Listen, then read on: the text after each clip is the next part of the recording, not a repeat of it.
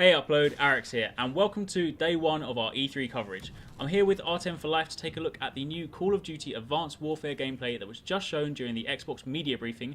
R10 is our resident Call of Duty expert, so I'm going to hand over to you and see if you can just tell us, so what are we looking at right now?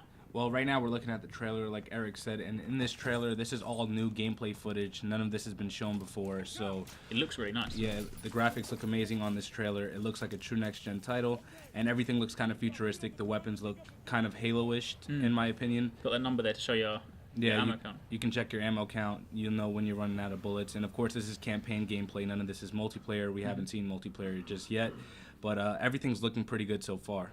Yeah, I definitely like the way that the guns look. You know, I'm a big fan of sort of like futuristic or slightly futuristic sort of shooters. So I really do like these guns over say some of the predecessors. Yeah, the game setting is in 2052, so everything's pretty futuristic, as you're going to see here in this next clip. Yeah. And during the press conference when they showed this clip, everyone kind of went nuts when they saw this. This is where you see the first glimpse of the jetpack in action. Oh yeah, that's true. Yeah, I like how the way you use it, just sort of like slow himself down from falling, but. I think, as you were saying before, like I don't think it'll be a conventional jetpack. I don't think you'll be able to use it to say like fly. Yeah, I don't think that you'll be able to ascend way up into the air or anything like that. It'll be cool to see how this translates into multiplayer though, because I'm not sure how a jetpack would work out.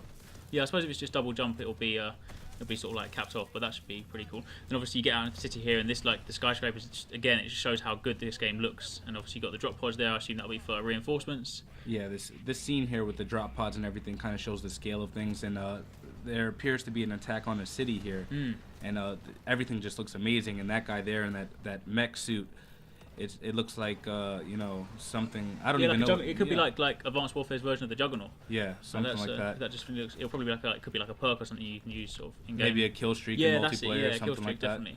So at this point we're going to jump forward a little bit, just go past the cutscene and cut into the next part of gameplay. And this is where you actually get to see another one of the sort of quadrupedal mechs there. That looks again looking really cool. Again with the whole sort of futuristic setting. I really do like this. Massive piece of machinery. And then you see your guys jumping there, making good use of that jetpack. There's also a cool dash ability that you can use to move in and out of cover, so that's going to be really cool. I want to see how that works out in multiplayer. Am I going to be able to avoid bullets? And as you can see here, we just double jumped, got the height advantage on the enemy.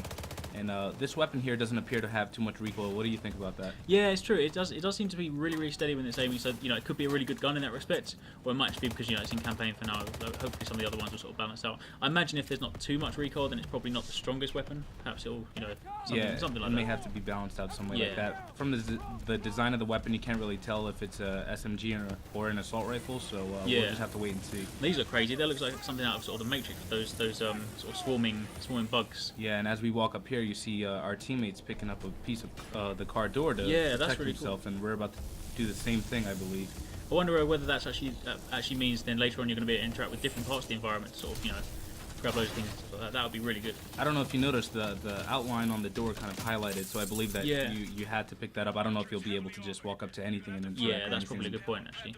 Okay, so again we're going to skip forward slightly and take a look at some of the different sort of weapons you're going to see. And this part was really cool. Yeah, this was one of my favorite things in the media conference, where you can cycle your grenades now. So effectively, you cook the grenade, you tap the Y button as you're instructed to on the screen, and you can change the type of grenade you're throwing.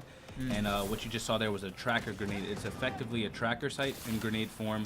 You can throw it into a group of enemies, see them behind cover, and know who to shoot and when to shoot them. That is really cool. And this is obviously a shotgun. It's got a really interesting sort of like bullet spread, because it looks like it's sort of got this push as well. Like it's got sort of a strange display to it. It's not just conventional bullet spread. Yeah, it didn't look like it was traditional shotgun shells at all. It looked like you were shooting off sound waves or something exactly. like that.